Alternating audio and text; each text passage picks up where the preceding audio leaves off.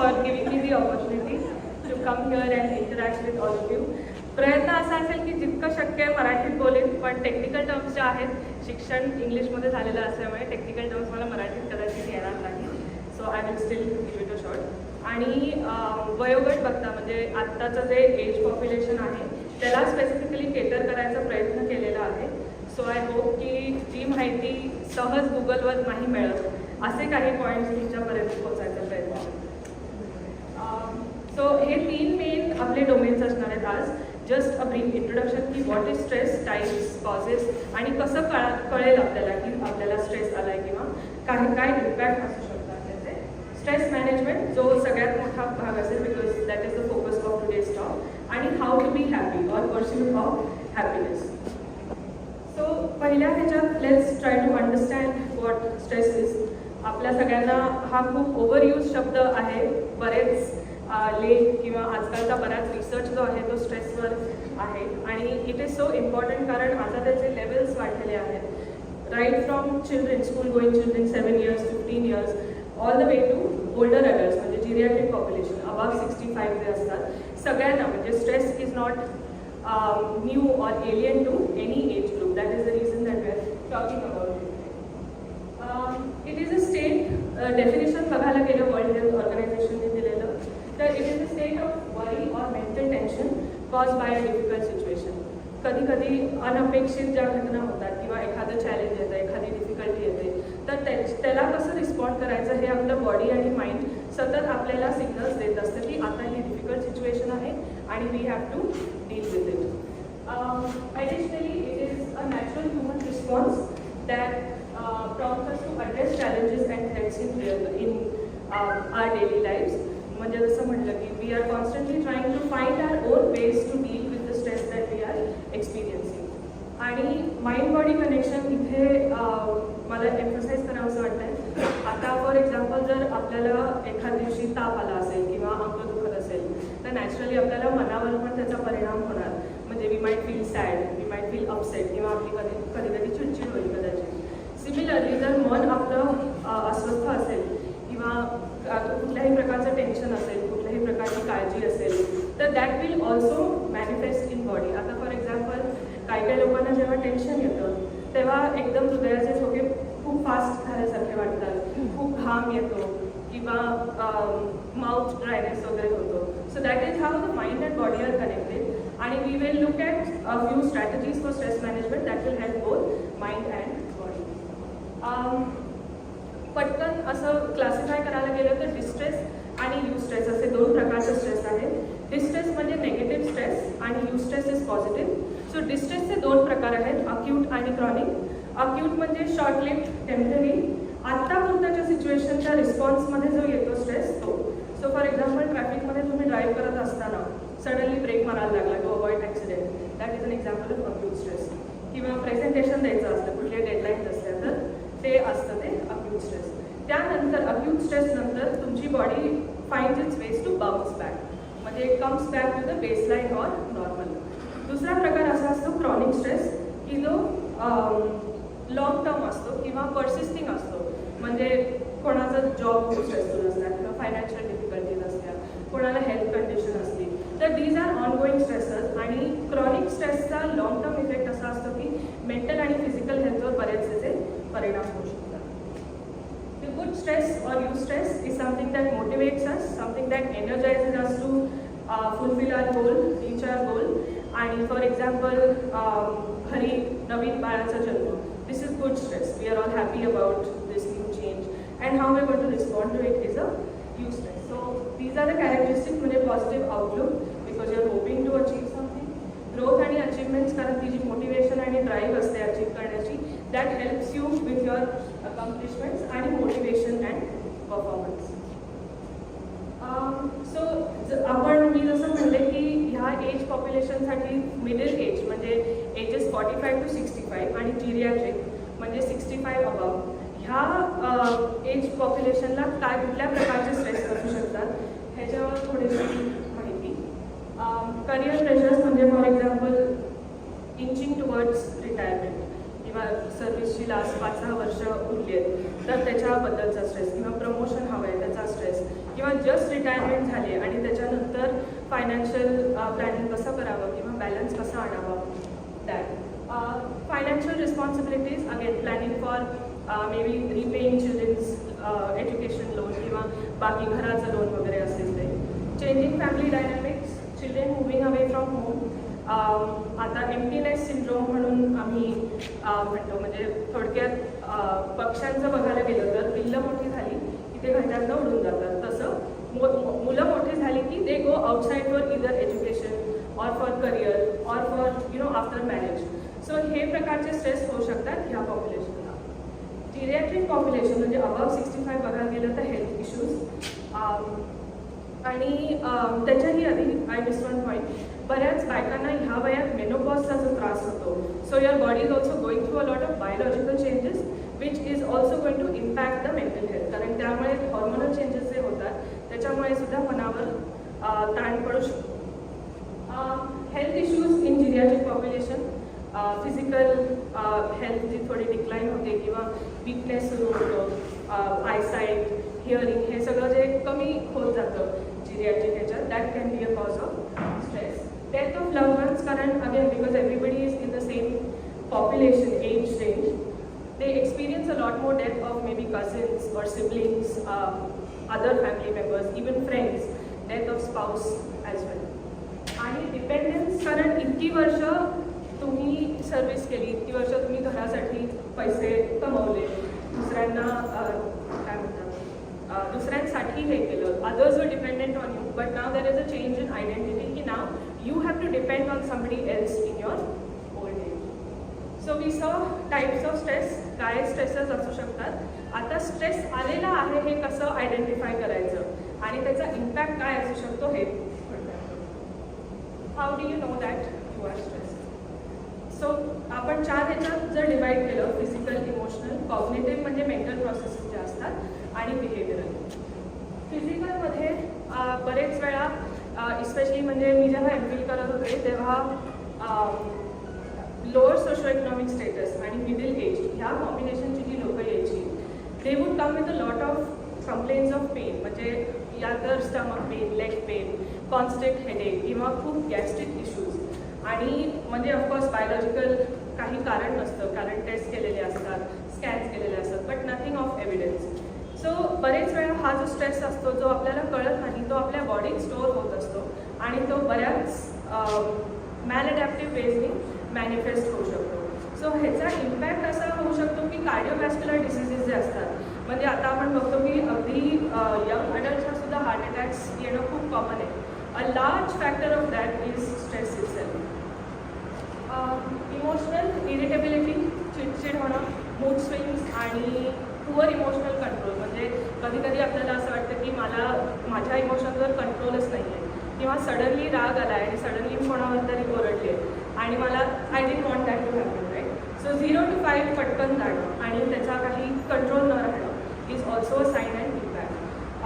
So impact would be, आता आपण सगळ्यांनी ऐकलं आहे डिप्रेशन काय असतं, एन्झायटी काय असते, कधी कधी स्लीप डिसऑर्डर्स होतात कारण स्ट्रेसमुळे आपल्याला झोपता येत. कॉग्निटिव्ह डिफिकल्टी फोकसिंग, म्हणजे ऑफकोर्स आपल्याला जेव्हा टेन्शन आलेलं असतं किंवा आपली जेव्हा कुठल्या तरी गोष्टीची काळजी लागलेली असते तेव्हा आपल्याला सहज त्या टास्कवर फोकस करता येत नाही, किंवा आपण कितीही प्रयत्न केला तरी ते अटेन्शन कसं बनवून ठेवायचं हे आपल्याला अवघड जातं. बिहेवियरल अवॉइडिंग सिच्युएशन्स, म्हणजे आपल्याला आय थिंक काही लोकांना आलेला असेल असा एक्सपिरियन्स की because they are going to a difficulty, त्यांना स्ट्रेस आहे किंवा त्यांना कुठली तरी एन्झायटी आहे आणि लोकांसोबत जेव्हा मी असते तेव्हा माझी चिडचिड होते. So I would rather avoid people. आणि ह्याच्यामुळे असं सोशल आयसोलेशन किंवा एकटेपण जे जाणवतं that is another डेट्रिमेंटल effect on mental health. So long टर्ममध्ये स्ट्रेसचा इम्पॅक्ट बघायला गेलं तर पुअर क्वालिटी ऑफ लाईफ, म्हणजे हे जे सगळे डोमेन्स आहेत that will come in quality of life. So coming to the main agenda for today's discussion, stress management. पहिले म्हणजे हे सगळ्यात इझिली सगळ्यात पहिल्या ह्याच्यात तुम्हाला सापडेल उत्तर हाऊ टू कंट्रोल स्ट्रेसमध्ये. which is a very generic, very general understanding की healthy lifestyle cultivate करणं. Getting 7 to 8 hours of sleep daily. आता जर मी विचारलं की तुमच्यापैकी किती लोकांना रोज रात्री 7 ते 8 तास झोप लागते? Can I see a raise of hands? Oh, that's great. लागते?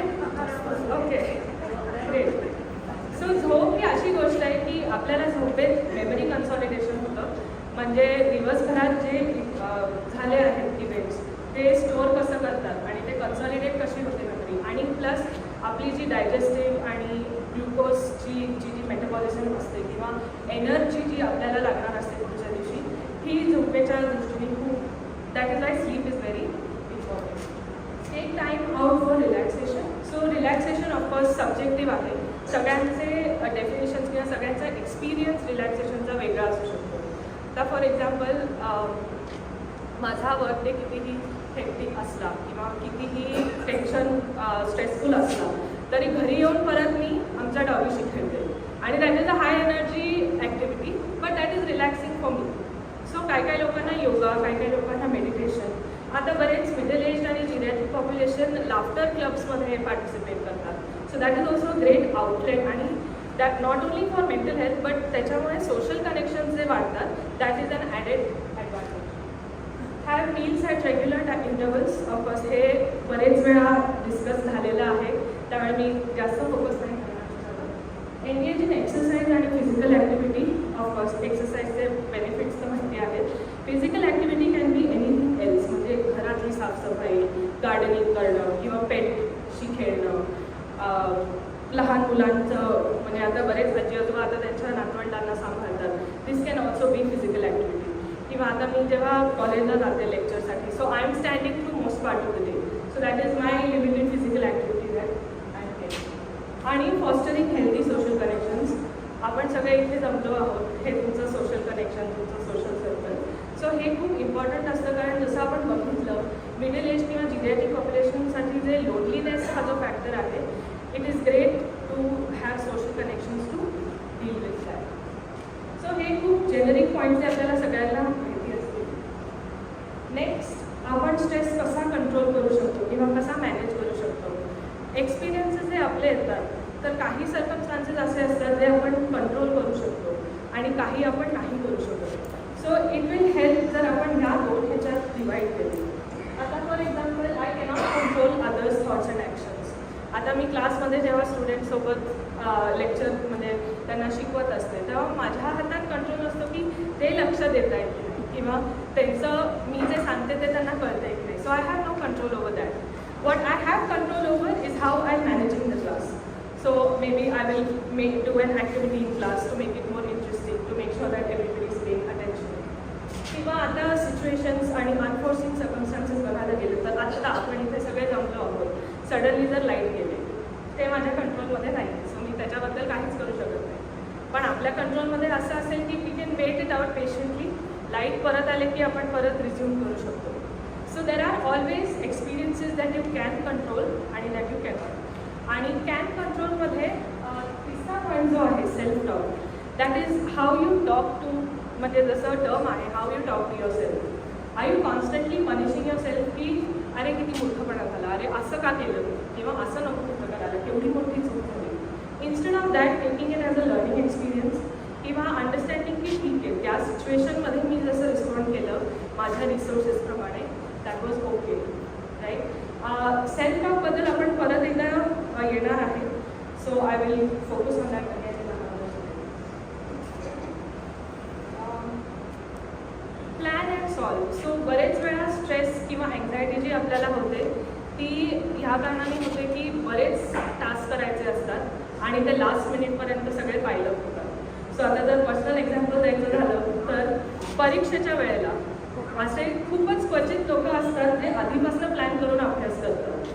मी 2 दिवस आधी अभ्यास करायला सुरू करणार आणि मग माझ्या लक्षात येणार की सिलेबस नाही पूर्ण होते आपल्याला. So how I am going to plan it or problem solve that is what we are looking at. Identify the time and cause of stress. माझा टाईम किंवा और कॉज ऑफ स्ट्रेस असेल की syllabus खूप आहे, वेळ खूप कमी आहे. So that what I do in the next step is brainstorm and list out solutions. So me prioritise करेन. आता जर टीचरने सांगितलं असेल की हा धडा इम्पॉर्टंट आहे किंवा हा टॉपिक इम्पॉर्टंट आहे आणि एक्झाममध्ये येणार आहे, so I will first focus on important topics, leave the less important ones to the end, आणि नंतर put your plan to action and evaluate. म्हणजे तुमचा हा प्लॅन यशस्वी झाला की नाही, तुम्ही असं प्रायोरिटाईज करून तुमचा स्ट्रेस कमी होतो आहे का हे बघायला. Evaluate your result. So planning and solving. आता सिन्स आपण प्रायोरिटीजबद्दल बोलतोय, will see how we can prioritise. Johari window तुम्ही सगळे असाल फॅमिलियर ह्या एक्सरसाइज सोबत. सो 2 ॲस्पेक्ट्स, इम्पॉर्टंट आहे का आणि अर्जंट आहे का. जर एखादा टास्क इम्पॉर्टंट असेल आणि अर्जंट असेल, म्हणजे जर उद्या माझ्या क्लायंटसोबत माझा सेशन आहे आणि मला त्याला काहीतरी ॲक्टिव्हिटी द्यायची आहे, I need to prepare.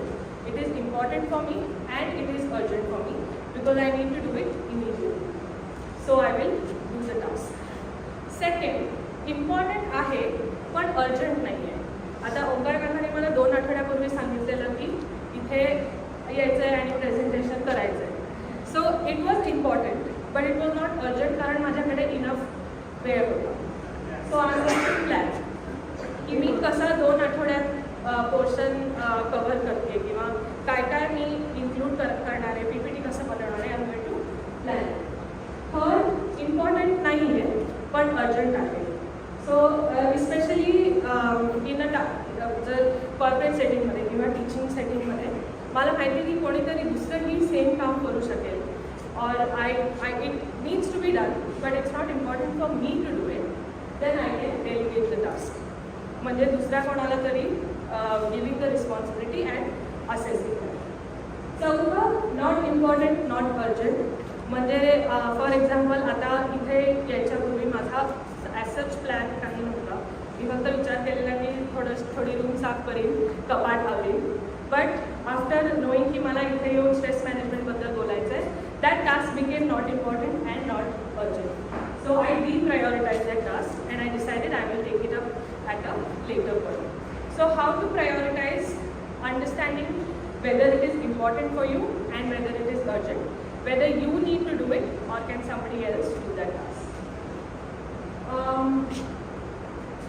Okay, boundary setting. So boundary setting मध्ये आपण बेसिकली ह्याच्याबद्दल बोलतो की तुमचे स्वतःचे लिमिटेशन्स, तुमची स्वतःची एनर्जी आणि टाईम तुम्ही ॲसेस करून whether you are agreeing to do a task or not. म्हणजे आता जर माझं फॉर एक्झाम्पल दिवसाचे 4 लेक्चर असतात, मला कोणी सांगितलं की 5वं घेऊ, तर माझ्या तेवढी एनर्जी नसेल किंवा माझी माइंड स्पेस पण नसेल की अजून एक लेक्चर ॲकोमोडेट करायला.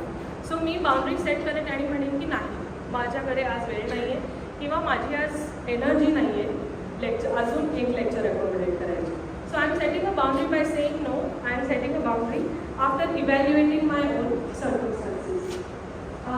So these are just a few questions that you can ask when somebody is trying to breach that boundary. किंवा तुम्ही सांगितलं नाही पण तरी फोर्स केलं की ठीक आहे तुला एक्स्ट्रा पेमेंट किंवा मी त्या 1 तासाचं किंवा तू दुसऱ्या दिवशी 1 तास कमी दिले असं.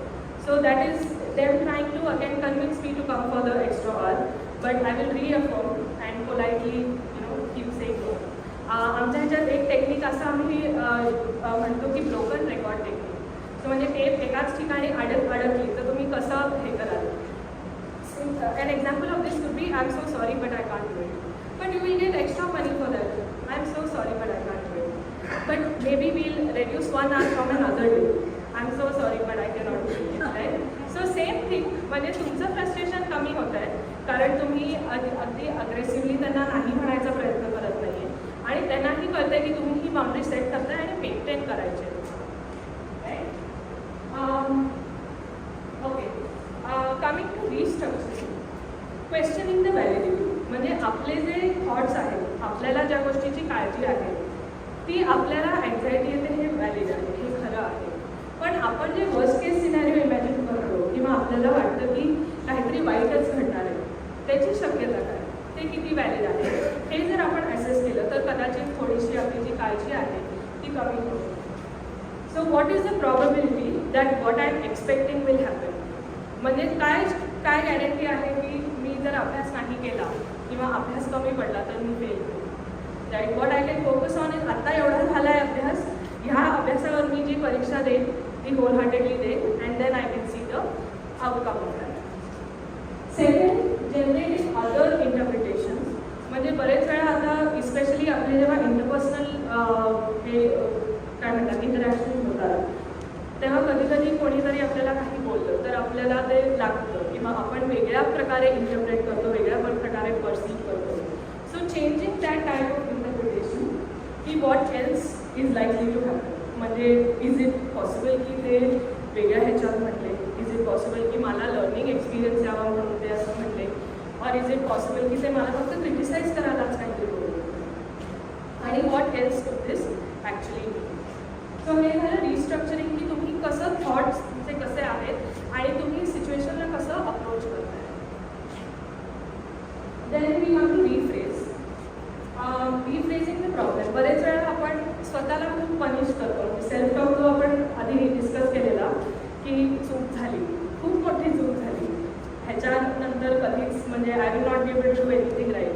So rephrasing that problem and making mistakes as learning opportunity. म्हणजे चूक झाली ठीक आहे, फर्स्ट स्टेप इज ॲक्सेप्टन्स की झालेली आहे चूक, पण how can this be a learning opportunity for. आता मी जर फॉर एक्झाम्पल एखादा क्लायंट सोबत मी प्रिपेअर्ड नसेल सेशनसाठी आणि जर मला तिथे सुचलं नाही की काय करायचं, that might be a mistake on my part. पण अगदी निराश होऊन म्हणजे असं होण्यापेक्षा की बाकीच्या सेशनमध्ये पण लक्ष लागत नाही आहे, what I can do is tell myself की ठीक आहे, ते झालं ते ठीक आहे, पुढच्या वेळेला आय नो की मी काय करेक्ट करू शकेन किंवा what I can do better.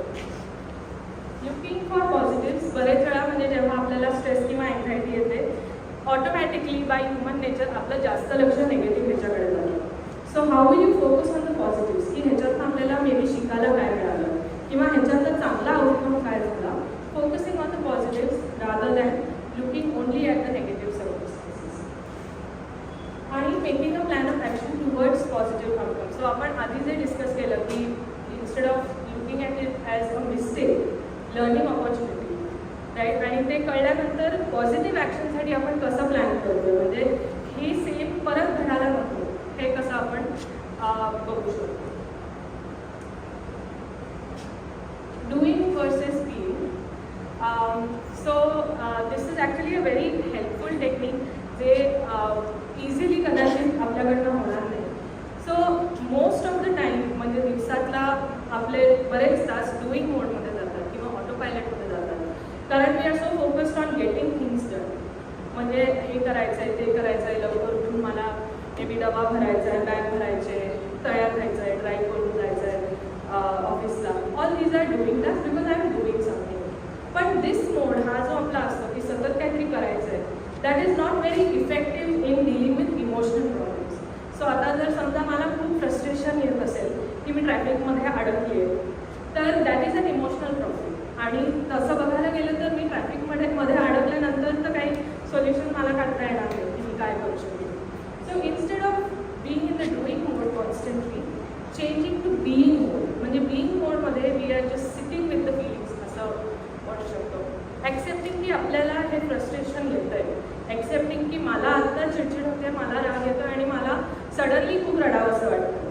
So instead of finding solutions to that, just letting your emotion be आणि then dealing with what ever needs to be done. आणि बरेच वेळा असं म्हणजे आपल्याला आधी पण आपण बघितलं की आपले जे थॉट्स आहेत that itself is such a huge part in stress and anxiety. So one thing to remember is thoughts are not reality. आता फॉर एक्झाम्पल माझी एक क्लायंट आहे, तिला खूप सो तिचे असे थॉट्स होते की I am not good looking और I am not as pretty as my friend, right. So हे थॉट्स आहेत, ही रियालिटी नाही आहे. ऑफकोर्स त्या थॉट्समुळे तिला अँझायटी येते किंवा त्या थॉट्समुळे तिचं सेल्फ एस्टीम कमी होतं आहे, ते तेवढंच खरं. But that thought is not a reality. It is not an objective truth की she is less pretty or friend. So understanding that difference की थॉट इज नॉट रियालिटी. आणि त्याचा अजून एक ॲस्पेक्ट असा आहे की जेव्हा आपण डुईंग मोडमध्ये असतो तेव्हा आपण सतत पास्ट एक्सपिरियन्स स्कॅन करत असतो की आधी माझा एक्सपिरियन्स असा झालेला, so I am expecting the same outcome. आणि होतं असं की आपण नवीन प्रॉब्लेमसाठी सुद्धा जुने सोल्युशन वापरायला बघतो, which of course will not work. नवीन प्रॉब्लेमला नवीन solution and you need to modify that solution in order to be able to deal with that. And nothing changes if nothing changes. So if you are finding the same way to deal with the same problem, आणि तुम्हाला कळतंय की ते it's not working, पण तरी तुम्ही same करत जाताय, so of course your circumstance is not going to change. So focusing on the being mode and lesser on the doing mode is also a good stress management strategy. So what you're saying is being is just accepting. Yeah. And doing is to do something about it. Yes. Yeah. Soothing your senses हा आम्ही खूप popular technique आहे थेरपीमध्ये. Grounding technique म्हणतो आम्ही ह्याला. So what happens म्हणजे आपण जेव्हा स्ट्रेस असतो किंवा आपल्याला कुठल्या गोष्टीची खूप काळजी असते, आपण वरीड स्टेटमध्ये असतो, तेव्हा आपलं बरंच हे इंटरनल होत असतं. इट्स बिकॉज ऑफ थॉट्स किंवा सर्टन बॉडीली सेन्सेशन, जसं आपण बघितलं की हार्टबीट फास्ट होणं किंवा घाम येणं आणि ड्राय माउथ वगैरे. सो हे जे इंटरनल आहे ते तेवढ्या इमोशन्स जेव्हा असतात किंवा तेवढा स्ट्रेस जेव्हा असतो तेव्हा कधी कधी it's difficult to do anything else. So what I trying to do with soothing the senses is इंटरनलपासनं एक्सटर्नलला फोकस करणं. सो आपले जे सेन्स ऑर्गन्स आहेत, आता सी, सो 5 गोष्टी ज्या तुम्हाला तुमच्या अवतीभोवती दिसत आहेत. सो फॉर एक्झाम्पल मला हे सगळे पंखे दिसत आहेत, खुर्च्या दिसत आहेत, दरवाजा दिसतोय, हा बेंच दिसतोय, आणि to try to describe that in as much detail as possible. So आता मी कदाचित दाराबद्दल सांगेन की त्या दाराचे 4 पेन्स आहेत, जांभळ्या रंगाचं दार आहे, 4ही पेन्सना कड्या आहेत वरती, आणि कदाचित ते दार गार झालं असेल एसीमुळे, right. So focusing your internal to the external, की आपल्याला काय दिसतंय. Then you come to few things that you can touch. म्हणजे touch is actually very very soothing for a lot of people. तर तुमच्या घरी पेट असेल तर त्यांना पेट करणं, किंवा एखादा तुम्ही कुर्ता घातला असेल, साडी नेसली असेल तर त्याचं जे फॅब्रिक आहे ते किती सॉफ्ट आहे, किंवा आपली जी पांघरुणं असतात, काही काही लोकांचे टेडी बेअर असतात जे they hug that and sleep. So this kind of touch is also very important to soothe your senses or to feel a sense of relaxation. Here of course म्हणजे आता तुम्हाला पंख्याचा आवाज ऐकू येतोय, कदाचित बाहेर ट्रॅफिकचा आवाज ऐकू येईल, मी जे बोलते त्याचा ऑफकोर्स आवाज येतोय. So focusing on these things that you are able to here.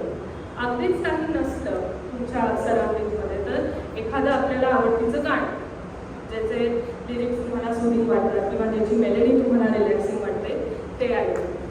Then there is smell. So maybe perfume आपल्याला आवडतं ते, किंवा काही म्हणजे मला पर्सनली धुतलेल्या कपड्यांचा जो वास असतो फ्रेश नॉट ते काय जणांना सुचतं, किंवा एखादा साबण असेल, एखादा शॅम्पू असेल, अगदी सेंटेड कॅन्डल्स किंवा आपण उदबत्त्या वापरतो ते. So anything that will divert your attention from internal to external. आणि एक म्हणजे टेस्ट. सो मी जेव्हा क्लायंट्सना हा एक्सरसाइज सांगते, मी सांगते की टेस्टसाठी तुम्ही एखादं ड्रायफ्रूट म्हणजे फॉर एक्झाम्पल बेदाणा किंवा मनुका, किंवा अगदीच तुम्हाला स्वीट हवं असेल तर काही चॉकलेट अशी येतात जी कोटेड अराउंड नट्स किंवा कोटेड अराउंड रेझिन असे असतात. सो दी आयडिया आहे की तुम्ही ते फक्त जिभेवर ठेवायचं आणि त्याची टेस्ट कशी इव्हॉल्व होते ते बघायचं. सो डोंट च्यू इट, चावू नका, फक्त चगळात आणि आधी चॉकलेटची टेस्ट येईल, मग थोड्या वेळानंतर ते जे फ्लेवर असेल त्याचा बेरी फ्लेवर किंवा ॲल्मंड फ्लेवर तो तुम्हाला थोडा थोडा येईल, आणि मग नंतर अल्टिमेटली चॉकलेट संपल्यानंतर जे जो ब्लॅक करेंट और रेझिन जे असेल त्याची टेस्ट कशी आहे. So being mindful in the sense की जे होतं आहे प्रेझेंट मोमेंटमध्ये तिथे फोकस करायचं. So that is what the soothing of census means. ह्याला ग्राउंडिंग अशासाठी म्हणतात की आपण आत्ता प्रेझेंट मोमेंटमध्ये आहोत, पण आत्ताही आपल्या मनात कदाचित विचार असतील की अरे घरी गेल्यावर मला एवढं सगळं काम आहे, किंवा वाईट वाटत असेल की काल जे झालं ते नको होतं व्हायला.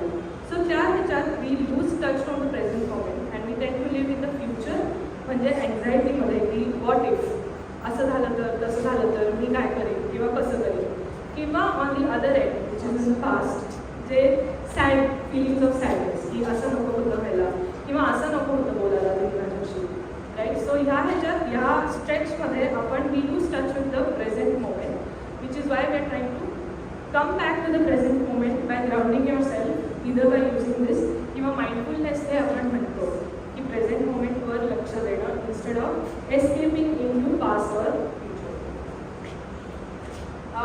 शेड्युलिंग अ वरी टाईम ही ॲक्च्युली एका थेरपी, तुम्ही सगळ्यांनी CBT ऐकलं असेल, कॉग्निटिव्ह बिहेवियरल थेरपी. त्याच्यातलं एक हे टेक्निक आहे आणि हे मी ज्यांना ज्यांना सांगितलं आहे त्यांना खूप उपयोगी पडलेलं आहे.